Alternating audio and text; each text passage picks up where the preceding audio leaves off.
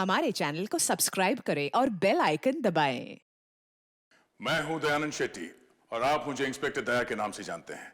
For more episodes of CID, subscribe to lift crime and hit the bell icon.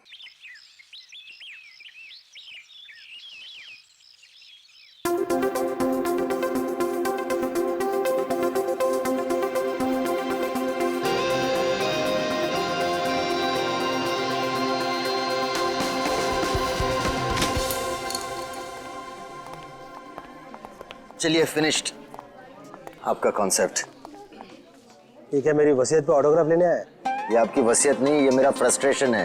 ये आप ही का concept है जिसे आपने मुझ पे स्क्रिप्ट लिखवाया। बहुत पुराना है यार।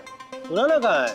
नया है, सफेद है, कड़क है। अरे मैं पेपर के नहीं, आपके कॉन्सेप्ट की बात कर रहा हूँ। कॉन्सेप्ट बहुत पुराना है। पुराना क्या है? कुछ भी नहीं है। कितने सालों से यही चलता आ रहा है। अरे हीरोइन भाग के गले मिलते तो मिलने दे, गाने बजते तो बजने दे। आजकल तो सेंसर की प्रॉब्लम भी नहीं है। देखिए मैं क्या बोल रहा हूँ सर, हम कुछ हटके ट्राई नहीं कर सकते हैं? कुछ अलग, कुछ नया। हटके क्या है? कुछ भी नहीं है। देख, मैं तुझे फिल्म बनाने का फॉर्मूला समझा था। यहाँ से हम लोग ने हॉलीवुड का रोमांस ली, अब वहां से जापानीज फिल्म की हम लोगों ने कहानी ली। अब परायों से इतना ले रहे हैं तो अपनों को छोड़ेंगे? कैसे छोड़ेंगे? पकने दे। अब मैं इसमें कॉमेडी डाल रहा हूँ।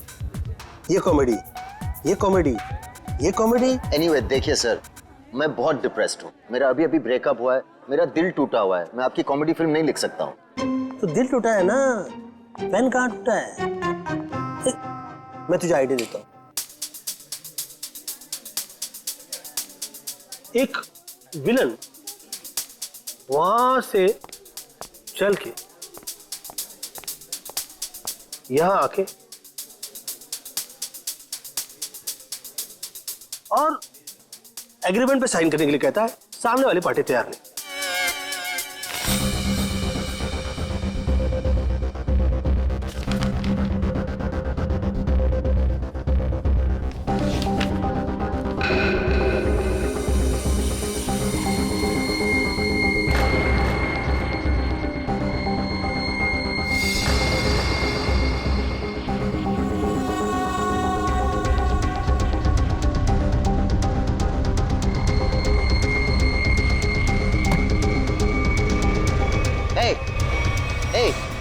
क्या डाला तुमने उसके ग्लास में? हाँ, क्या डाला ग्लास में? रुको।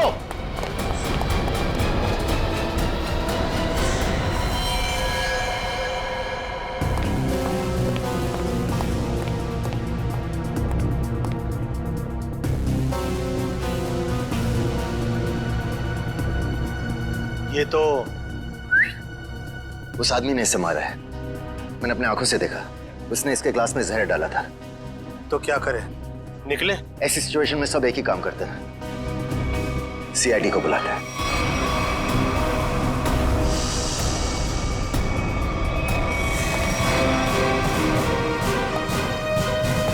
Yes sir. सर मैंने ही फोन किया था। मिस्टर यूडी। यस। आपके और अरमान जी के सामने मारा है। मुझे पता नहीं, इन्होंने देखा है। इन्होंने देखा। इन्होंने? मिस्टर यूडी, हमने सुना है कि आप कहानी वगैरह भी लिखते हैं। जी, सही सुना आपने। मैं कहानियां लिखता हूँ, लेकिन आइडियाज ये देते हैं। ये वाला मेरा नहीं था। क्या हुआ? नहीं, कचरा है। सीडी, आपने इस आदमी का खून होते हुए देखा? जी, उस लड़के ने इनके जूस में कुछ मिलाया था। ये लैपटॉप उसी का है, छोड़ के भाग गया। भागते चोर की लंगोटी छोड़ गया? मतलब चोर निकल लिया, लंगोटी छोड़ गया। इसमें तो कुछ भी नहीं, खाली। कमाल है, हिम्मत तो देखो उसकी। इतने लोगों के सामने जूस में जहर मिला के मार डाला इसे, और फिर यहाँ से भाग भी गया। सर मैंने उसे पकड़ने की कोशिश की, लेकिन वो... अरे राइटर पेन पकड़ सकते हैं, मुजरिम नहीं। छोड़िए, हम लोग निकले। हाँ, आप लोग जा सकते हैं, मगर जरूरत पड़ी तो आप दोनों को फिर मिलना पड़ेगा। मेरी तो नहीं पड़ेगी, शायद इनकी पड़ जाए। राइटर है, लिख के देगा। कल ही सर, हम लोग यूडी जी का फोन नंबर और एड्रेस लेके आते हैं। हेलो। चल। अरमान जी, अरमान जी, हाँ, अरमान जी, आप तो रियल लाइफ में भी स्टार है। Thank you. मैं आपका बहुत बड़ा दीवाना हूँ। वो तो आपकी एज से नजर आ रहा है। मैं बचपन से आपकी फिल्में देखते आ रहा हूँ। तो फिल्में डिस्कस कीजिए ना, एज क्यों डिस्कस करना है? कितने बढ़िया डांस करते हैं आप। Thank you so much. देखिए, यहाँ पे कोई मर गया है और आपको इनकी डांस की पड़ी हुई है। अब अरमान जी, ये कौन है? इन्होंने मेरी फिल्म लिखी है, ये यूडी है। ओह, फिल्म आपने लिखी है? जी। Very good, very good. अरे फिल्मों में गाने वाले डाले हैं कि नहीं? Of course.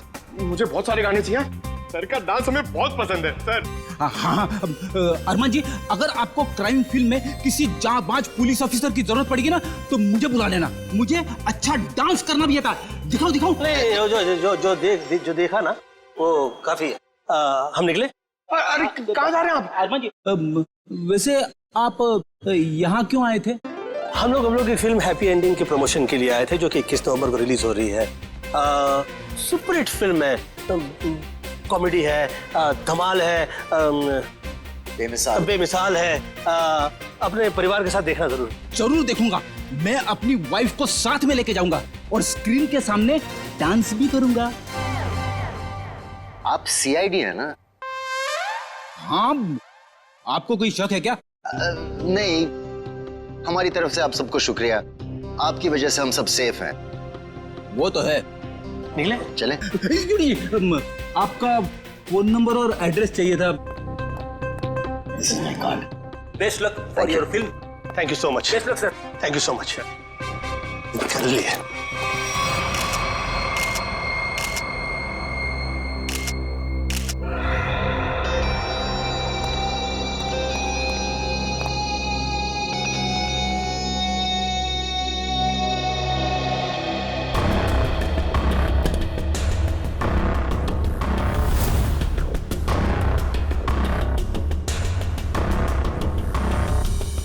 Parking ticket.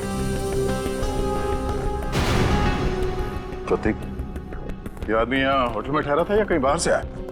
नहीं सर, ये हमारे होटल के गेस्ट नहीं है, कहीं बाहर से आया था। ये जो लड़का भागा है, उसका चेहरा तो देखा होगा ना आपने? हाँ सर, देखा है। उसका स्केच बनवाइए जरा। Okay sir. और ये पार्किंग टिकट है, मतलब किसी गाड़ी से आया था। देखो जरा। जी सर। इस पे जो गाड़ी का नंबर लिखा हुआ है ना? जी। देखो गाड़ी कहाँ पे है। जी सर। फ्रेडी, वॉचमैन से पता करो जो आदमी यहाँ से भागा था वो यहाँ से बाहर गया कैसे। Yes sir.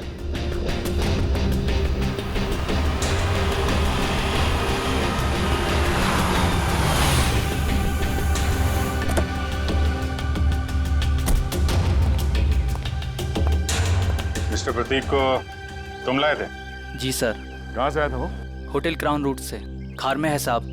वो कहीं बाहर से आकर वहाँ रुके थे। सर, वॉचमैन ने बताया कि वो लड़का आया तो स्कूटर से था, मगर जाते समय बाउंड्री वॉल कूद के भाग गया। तब तो स्कूटर अभी भी यहीं पे होगा। देख, तुम सीसीटीवी फुटेज चेक कर लो, तब तक मैं होटल क्राउन रूट चेक कर लेता हूँ जहाँ पे प्रतीक ठहरा हुआ था। ठीक है। देखिए, हम लोग सीआईडी से। आपके ये गेस्ट मिस्टर प्रतीक, इनका किसी ने जहर देके खून कर दिया है। हे भगवान। मैडम, हमें आपके इस गेस्ट के बारे में वो सारी जानकारी चाहिए जो आप लोगों के पास है। सर, मिस्टर प्रतीक दिल्ली के रहने वाले हैं और यहाँ बिजनेस के सिलसिले में वो हमेशा आते जाते रहते हैं और वो जब भी आते हैं हमारे होटल में रुकते हैं। हमें मिस्टर प्रतीक का कमरा दिखाइए।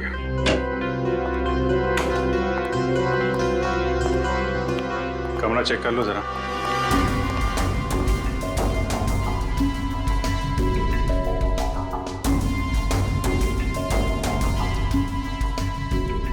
काफी भारी है सर। ऐसा लग रहा है इससे प्रतीक जी पूरे 1 साल का कपड़ा पैक करके आते थे।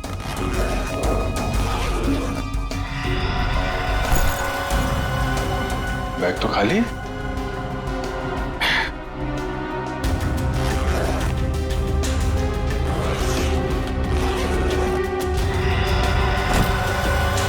खाली बैग और बैग तो भारी है।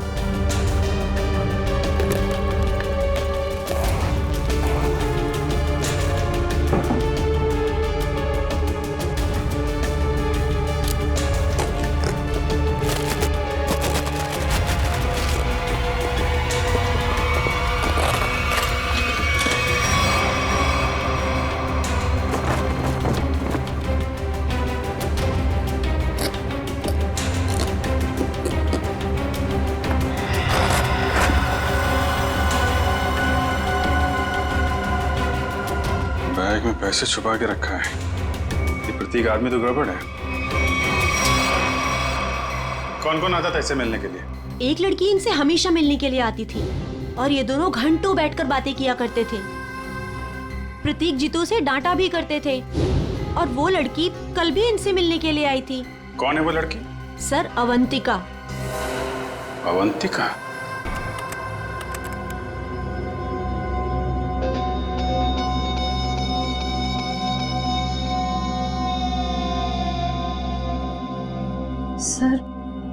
सर वो स्कूटर काफी देर से वहीं पर है। हाँ श्रेया, ये स्कूटर खुनी का हो सकता है। बजा, जरा इस फुटेज को और पीछे से प्ले करना।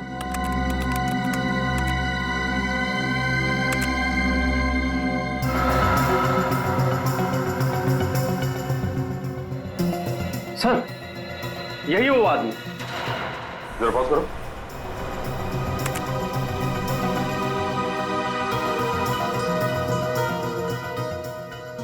सर, ये तो वही आदमी है। हाँ श्रेया, स्कूटर का नंबर लेकर आरटीओ से पता करो ये स्कूटर किसके नाम से रजिस्टर्ड है और उसका एड्रेस है क्या। तो आप दोनों साथ में रहते हो और वो यहाँ काम करता है? यस सर, यही काम करता है Ketan. Hello sir, welcome. Ma'am, हम लोग सीआईडी से और एक जांच के सिलसिले में यहाँ आए हैं। ये आदमी केतन यहाँ पे वेटर है ना?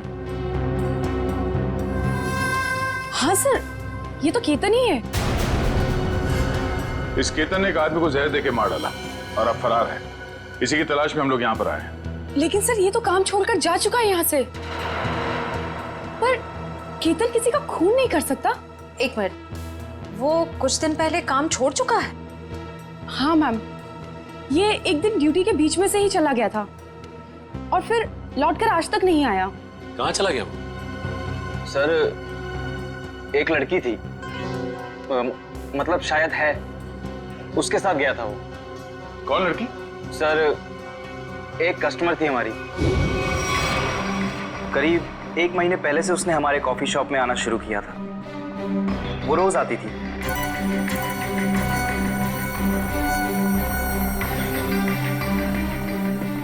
और उस कोने वाली टेबल पर जाकर बैठ जाती थी। उस टेबल पर केतन सर्विस देता था।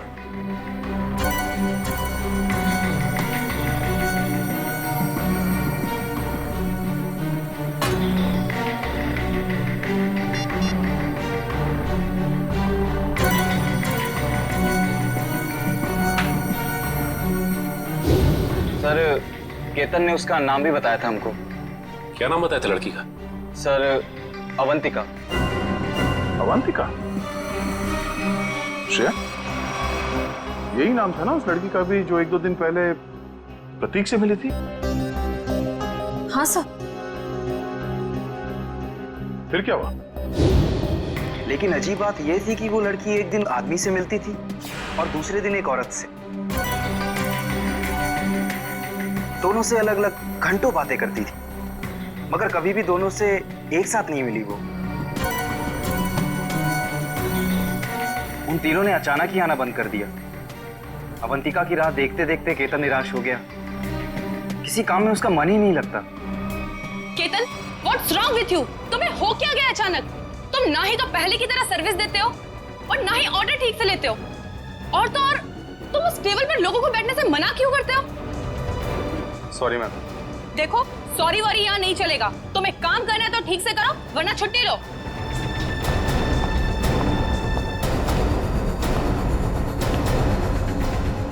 यार, अपने दिमाग से उसका ख्याल निकाल यार। अवंतिका ने वो टेबल खरीद नहीं लिया है, ना ही हमेशा के लिए रिजर्व किया है। यार, एक कस्टमर थी, अब नहीं है। बस नहीं यार, मैं उसे भूल नहीं पा रहा हूँ। उसने कुछ बताया भी नहीं और अचानक से गायब हो गई।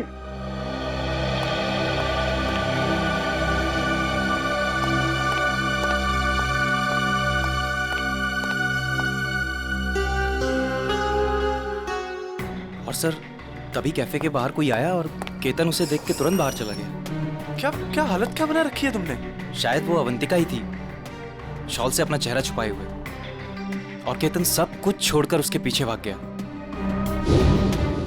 अच्छा, उस आदमी और औरत के बारे में आप लोग कुछ बता सकते हैं जो अवंतिका से मिलने आते थे? नहीं सर, उनके बारे में हम कुछ नहीं जानते।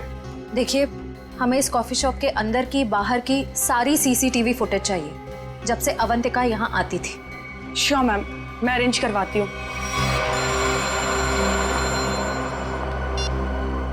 और डॉक्टर साहब, क्या बात कर रहे हैं सर आप? पर ऐसे कैसे हो सकता है? ठीक है सर, मैं एसीपी साहब से बात करता हूं।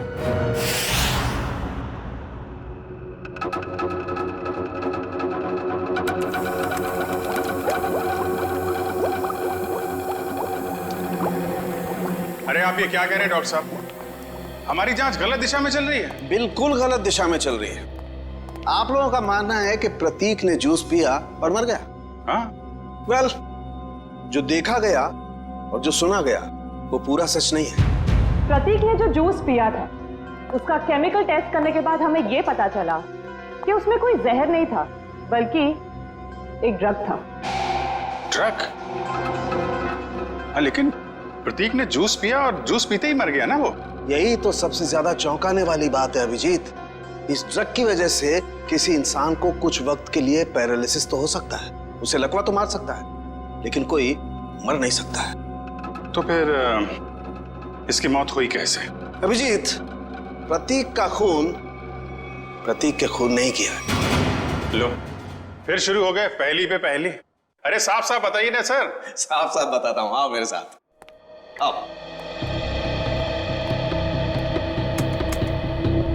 ये देखो, ये प्रतीक की ब्लड सेल्स और ये एक नॉर्मल इंसान के ब्लड सेल्स।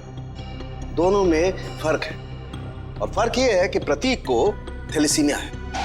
थैलेसीमिया जो हीमोग्लोबिन की गड़बड़ी से होता है? बिल्कुल अभिजीत। और ऐसे रोगियों को जिंदगी भर किसी स्वस्थ इंसान की खून की जरूरत पड़ती है और हाल ही में किए गए ऐसे ही किसी ब्लड ट्रांसफ्यूजन ने प्रतीक की जान दी। ओह, मतलब हाल ही में जो प्रतीक को खून दिया गया था उस खून में गड़बड़ी थी। बिल्कुल, और इस खून में टॉक्सिन्स मिलाए गए थे। मतलब इस खून को जानबूझकर जहरीला बनाया गया था जिससे इसकी मौत हो गई। प्रतीक के मरने की शुरुआत तो कुछ दिन पहले ही हो चुकी थी। केतन उसके जूस में कुछ डालता या नहीं डालता, इसकी मौत तो पक्की थी। सर, इसका मतलब खूनी केतन नहीं, कोई और है।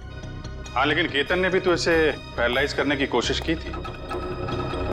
अब ये कौन है जिसने इसकी बीमारी का फायदा उठाया और इसकी जान ले ली? एक आदमी और दो दुश्मन। हाँ जी, मुझे 1 महीने के सारे कॉल रिकॉर्ड डिटेल्स चाहिए और खास करके 24 घंटे के।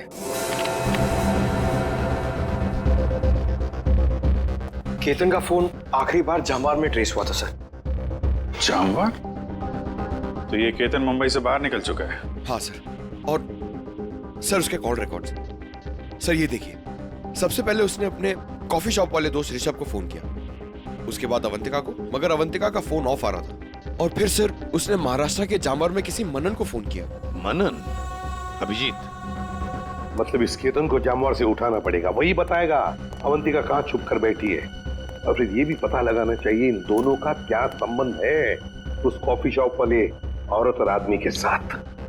सर, अवंतिका का तो पता नहीं, लेकिन हम उस आदमी और उस औरत तक पहुंच सकते हैं जिनसे वो कॉफी शॉप में अलग अलग मिलती थी। ये देखिए सर।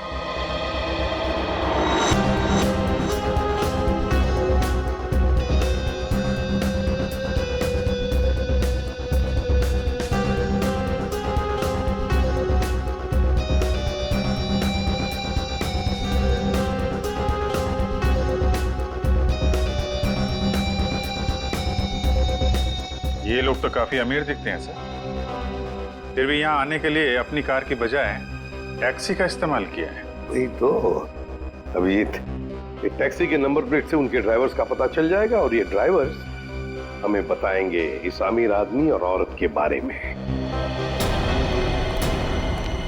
क्या गलती की साहब, मुझे क्यों बुलाया है?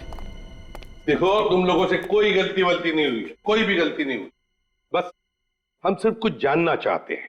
ये देखो, ये औरत और ये आदमी क्या इन लोगों को तुमने कभी देखा है? तुम जानते हो इन्हें? ये दोनों भी पिछले महीने कुछ दिनों तक ग्रैंड मोटर्स होटल में आते जाते रहते थे। ये आदमी, इसे तो मैं जानता हूँ। ये तो एक बार मेरे टैक्सी में बैठा था। कौन है ये? कहां से बैठा था तुम्हारे टैक्सी में? कौन है ये साहब, मैं नहीं जानता हूँ, लेकिन पिछले महीने जुहू सर्कल पे एक कॉलोनी से इसे मैंने उठाया था सुबह सुबह। इसके पास 1000 रुपया था साहब। मेरा भाड़ा 390 रुपया था। मैंने इसे 600 रुपया वापस कर दिया, लेकिन ये 20 मिनट तक 10 रुपए के लिए बकबक करता रहा। फिर बाद में मैंने साहब इससे 10 रुपया लेके उसको दिया था। हाँ सर, याद है। अभी तक इसने 10 रुपए दिए भी नहीं मुझे। कुछ बता सकते हो ये जुहू में कहाँ रहता है? ये तो मालूम नहीं है साहब, लेकिन जाते जाते इसने कहा था कि मेरा तो इधर रोज का आना जाना है। अगर ऐसे ही मैं 10-10 रुपए डेली छोड़ता जाऊं तो महीने का 300 रुपया हो जाएगा। पैसे वाला आदमी था साहब, लेकिन 10 रुपया के लिए बहुत चिक-चिक किया साहब, बहुत चिक-चिक किया एकदम। ठीक है, चलो हमारे साथ।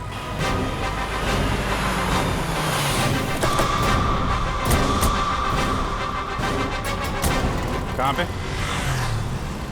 हाँ जी सर, यहीं से मैंने उठाया था उसको और होटल से लाने के बाद यहीं पर छोड़ा भी था मैंने उसे। यहाँ पे? जी। यहीं आसपास कहीं रहता होगा। आसपास चेक करो, पूछो लोगों से।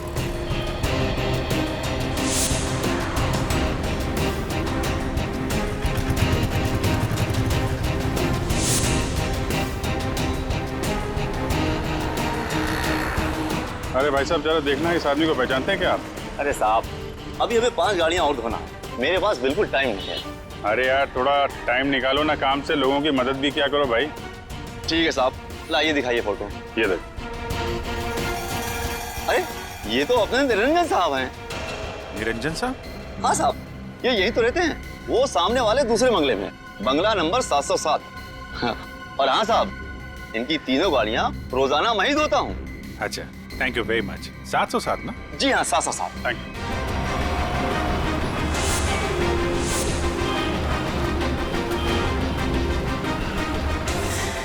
मेरे पतिदेव मुझे बीच महास्थान में छोड़ के चले गए। आखिरी बार भी उनको देखना मेरे नसीब में नहीं रहा। श्रुति जी, आपके साथ जो कुछ भी हुआ बहुत बुरा हुआ, इस बात का दुख है हमें, लेकिन आपसे कुछ जानकारी चाहिए थी। जी पूछिए। प्रीति जी, हमें आपके पति के सूटकेस में छुपा कर रखे गए 15 लाख रुपए मिले हैं। आपको कुछ पता है इन पैसों के बारे में? उन्होंने ये पैसे क्यों छुपा के रखे? मुझे कुछ नहीं पता। ठीक है, कोई बात नहीं, हम पता लगा लेंगे। क्या हम उनका कमरा देख सकते हैं? जी उधर। अच्छा। तो श्रुति जी, आप इन दोनों में से किसी को पहचानती हैं? जी नहीं।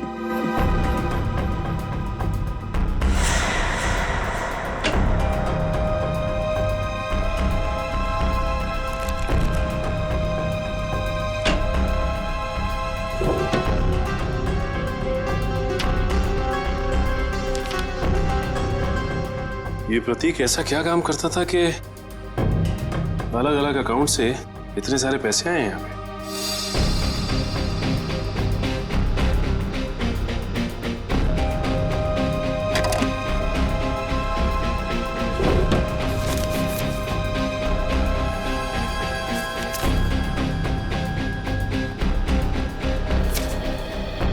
सीडी?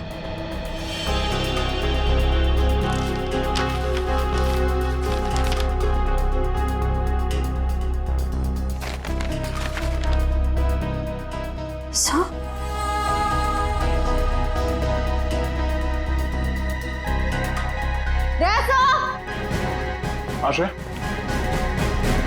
ये देखिए,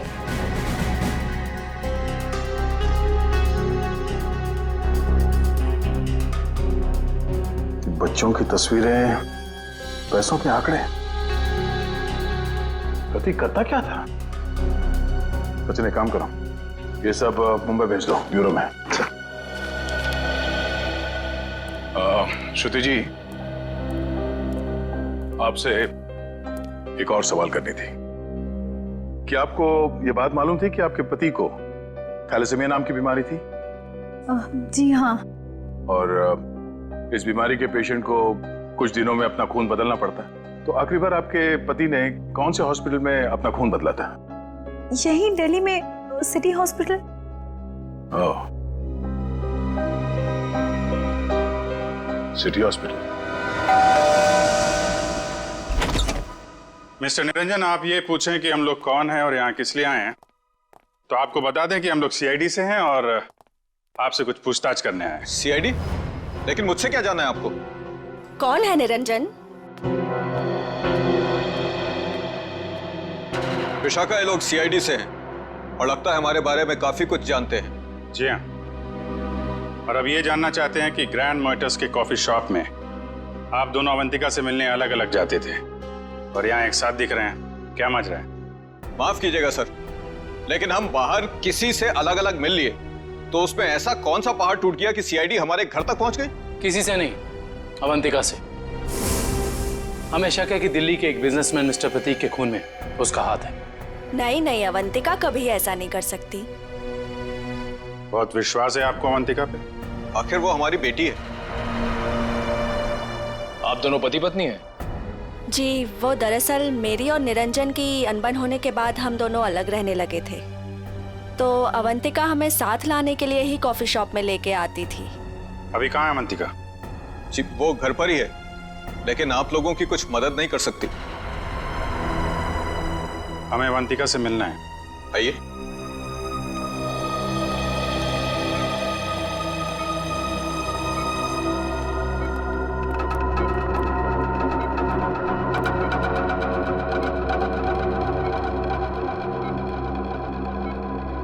क्या हुआ इसे?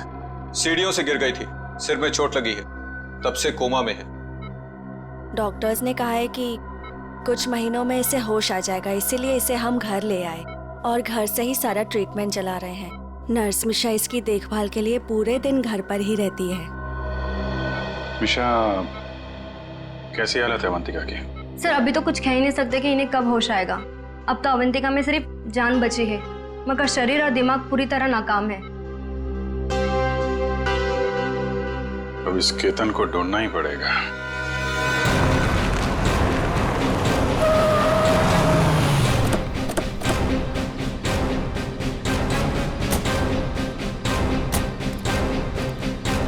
सुनिए जी, ये मनन कहाँ पे? वो वहां पे।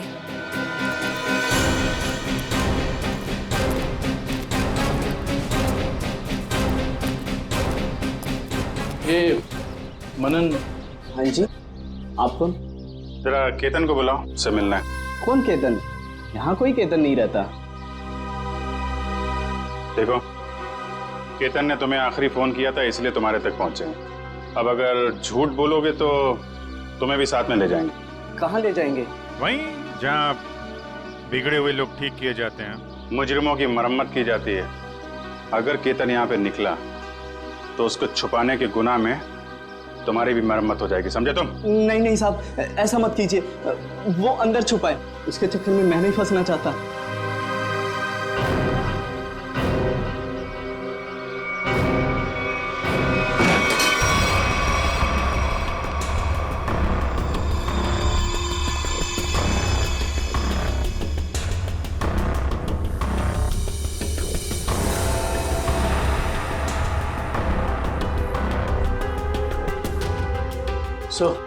यहाँ तो सब बंद है, यहाँ से भागना तो नामुमकिन है।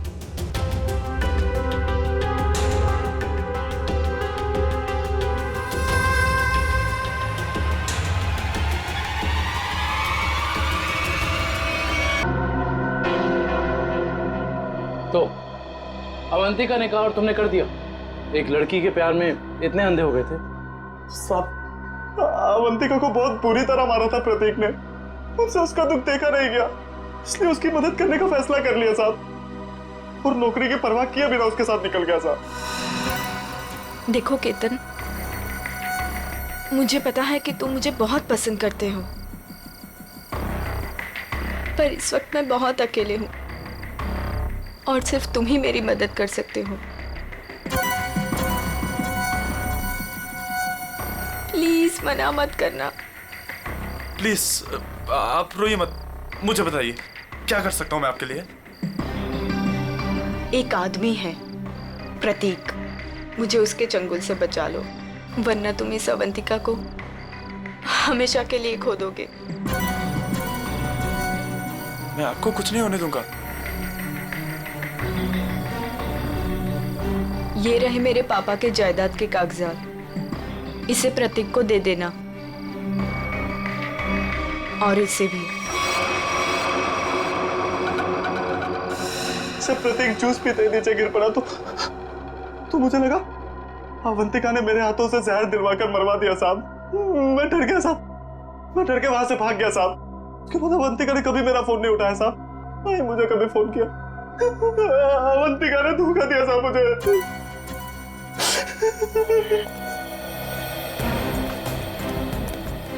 सर, ये प्रतीक आखिर अवंतिका से चाहता क्या था? ये तो तय है कि दोनों के संबंध ठीक नहीं थे, लेकिन असली कहानी क्या है ये तो अवंतिका के होश में आने के बाद ही पता चलेगा।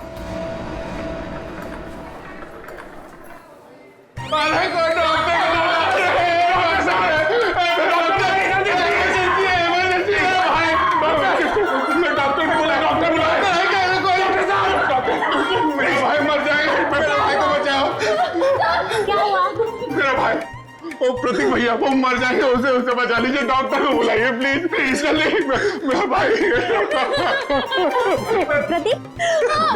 प्रतीक भैया देखिए, वो इस हॉस्पिटल में ब्लड ट्रांसफ्यूजन के लिए आते थे, उन्हें थैलेसीमिया की बीमारी है। हाँ प्रतीक कैसा है वो? अब तक तो बिल्कुल ठीक थे, अचानक चक्कर आ रहा है उनको और पता नहीं कुछ और क्या हो रहा भैया, सांस लेने में तकलीफ हो रही है। प्लीज डॉक्टर बुलाइए ना, उसी डॉक्टर को जिसने इलाज किया उसका। अच्छा रुकिए, मैं बुलाती हूँ। Please doctor.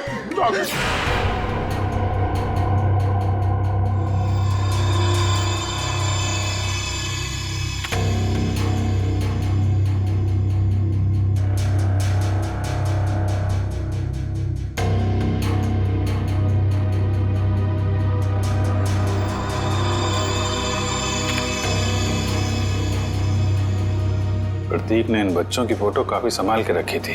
सर, प्रतीक ने ऐसा किया क्यों होगा? कुछ तो खास है इन बच्चों में, वरना इतने सारे बच्चों की फोटो हैं छुपा के नहीं रखता वो। सर वो पेशेंट प्रतीक, उसके रिश्तेदार आए हैं, उसकी तबीयत खराब है, वो आपसे फिर से इलाज कराना चाहते हैं। सर, इन सारे बच्चों के बारे में बहुत ही खास बात पता चली है। वो क्या? सर, ये सारे बच्चे 1997 और 2001 के बीच गायब हो गए थे।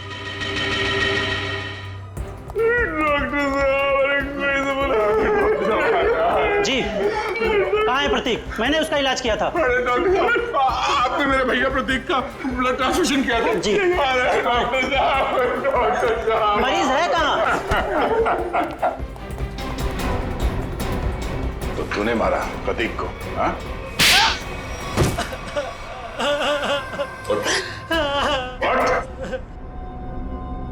कौन है आप लोग? सीआईडी। अब फटाफट बकना शुरू कर, वरना बताता हूँ। मेरे पास एक आदमी का फोन आया था, उसने मुझसे कहा प्रतीक को जहर मिला हुआ खून देना है जिससे वो मर जाए, इसलिए मैं। शर्म नहीं आती तुम्हें? एक डॉक्टर होके तुमने मरीज का खून किया। सॉरी, वो गलती हो गई।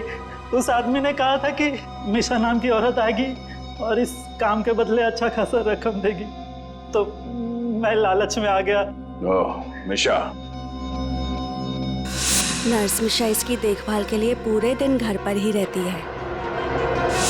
ओह नो, ये मिशा अभी अवंतिका की देखभाल कर रही है। चलो।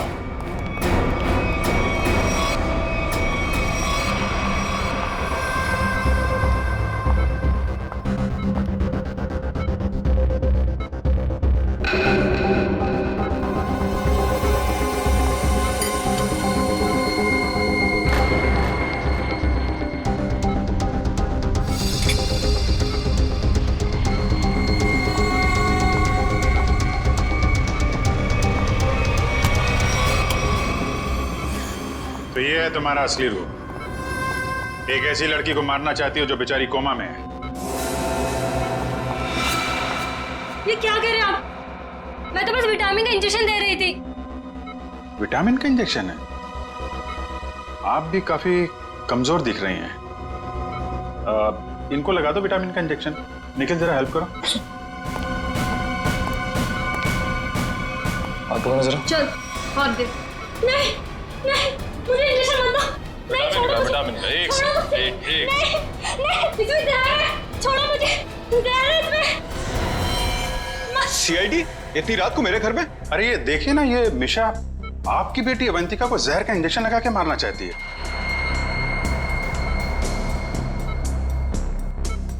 आपकी बेटी अवंतिका आपकी बेटी? सही कह रहा हूं ना मैं? क्या क्या मतलब है आपका? Thank you very much sir, ये तो कंफर्म हो गया। प्रतीक के घर से मिले डीवीडी में जो अमीर लोगों के नाम मिले थे वो खोए हुए बच्चों के पेरेंट्स ही हैं सर। और ये जो नाम के आगे करोड़ों के आंकड़े लिखे हैं ये उनकी संपत्ति के डिटेल्स हैं। तो फिर अभिजीत, ये प्रतीक इस लिस्ट को लेकर क्या कर रहा है? पूरी काम करो, पेरेंट्स की लिस्ट में से किसी भी एक पेरेंट को फोन लगा अभी। सर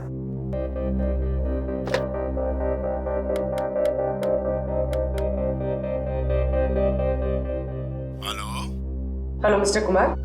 हाँ जी मैं सीआईडी से बोल रही हूँ। हमें आपसे कुछ बात करनी है। सीआईडी से? कहिए क्या बात करनी है आपको? मिस्टर कुमार, मैं इंस्पेक्टर अभिजीत सीआईडी से। हम आपके खोए हुए बेटे सोहम के बारे में कुछ पूछना चाहते हैं, जो दिसंबर 1998 में गायब हुआ था जब वो 7 साल का था। माफ कीजिएगा, हम आपके पुराने घाव को ताजा कर रहे हैं, पर क्या उसके बाद से सोहम के बारे में आपको कुछ पता चला? कोई चीज, कोई बातचीत? पता नहीं आप लोग ये क्यों पूछ रहे हैं, मगर 3 महीने पहले एक लड़का सोहम होने का दावा कर रहा था, पर वो जालसाज निकला, मेरे 6 करोड़ लेके भाग गया।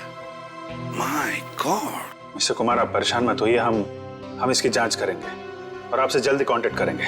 ठीक है। Thank you very much. Thank you. Sir कहीं अवंतिका भी ऐसे कैरेक्टर तो नहीं? हो सकता है। हमें सब कुछ पता चल चुका है निरंजन जी।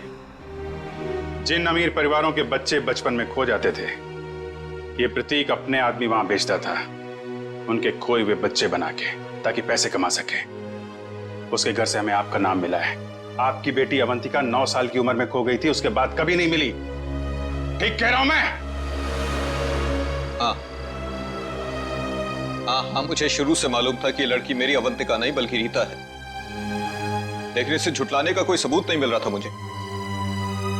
एक दिन मैंने इसका पीछा किया। जब सच्चाई सामने आई तो मेरे पैरों तले से जमीन खिसक गई।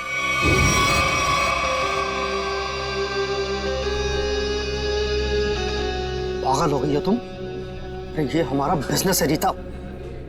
हम उन अमीर लोगों को लूटते हैं जिनके बच्चे उनसे काफी पहले बिछड़ चुके हैं। कुछ देर के लिए नकली सही, लेकिन उनको उनका बच्चा तो मिल जाता है ना, और हमें उनकी दौलत। प्रतीक जी मुझे माफ कर दीजिए, मुझसे अब और ये नाटक नहीं होगा। कैसे नहीं हो सकता?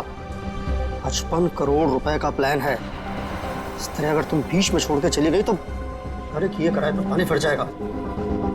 समझने की कोशिश कीजिए प्रतीक जी, उस निरंजन को मुझ पर शक हो गया है, और इस तरह कब तक मैं उनकी बीवी विशाखा को बेवकूफ बनाती रहूंगी। अगर उस निरंजन ने डीएनए टेस्ट करवा दिया तो मैं तो सीधा जेल में चली जाऊंगी। कुछ नहीं होगा, तुम बस निरंजन से पैसे निकलवाना शुरू तो करो। जैसे ही तुम सारे पैसे मेरे हवाले कर दोगी वैसे ही मैं तुम्हें आजाद कर दूंगा। प्रतीक जी मैं फंस जाऊंगी। मेरे अगले ट्रिप तक अगर तुमने मुझे 15 लाख रुपए निरंजन से लाकर नहीं दिए ना, तो इस बार भी तुम मेरे हाथों बहुत बुरी तरह मार खाओगे, समझे तुम? मेरी भावनाओं के साथ खिलवाड़ किया था प्रतीक और इस रीता ने। मुझे लूट कर बर्बाद करना चाहते थे। मैंने इस ईशा की मदद से दिल्ली के उस डॉक्टर को खरीदा और प्रतीक को जहरीला खून चढ़वा दिया। और इस अवंतिका को खुद सीढ़ियों से धक्का दिया। वो मरी तो नहीं, लेकिन कोमा में चली गई। आपके साथ जो हुआ बहुत बुरा हुआ, लेकिन आप कानून की मदद लेने के बजाय खुद मुजरिम बन गए। अब आपको और इस मिशा को जेल जाना होगा, अपने गुनाहों की सजा भुगतने। For more updates, subscribe to our channel, click the show links and enjoy watching the videos.